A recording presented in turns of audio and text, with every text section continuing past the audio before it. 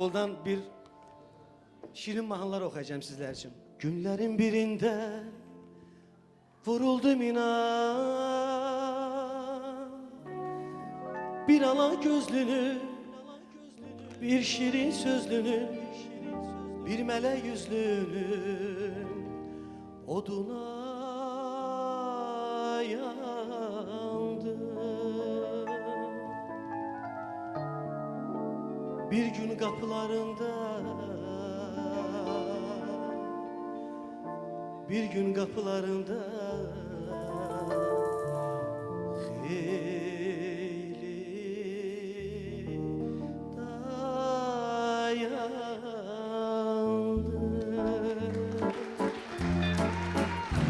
Gelmedi, gelmedi, düşündüm ne söyledim onun kalbine değdi. Gelmedi, gelmedi, yüreğim severdi gözlerim görmeseydi. Gelmedi, gelmedi, düşündüm ne söyledi onun kalbine değdi. Gelmedi, gelmedi, düşündüm ne söyledim onu kalbine değdi.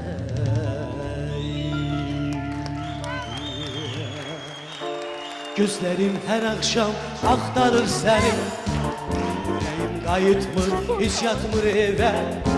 Sensiz dalgalarda tanımır beni, neyleyim yüreğim hiç yatmır eve. Hayız geldi, uçtu gitti kuşlar, sen de gittin, bak yağdı yağışlara. Hayız geldi, uçtu gitti kuşlar, sen de gittin, bak yağdı yağışlara. Hayız geldi, gerg oldu deniz, bu denizin gözü yaşlı sensiz ya. Bu denizin gözü yaşlı sensiz. Hey!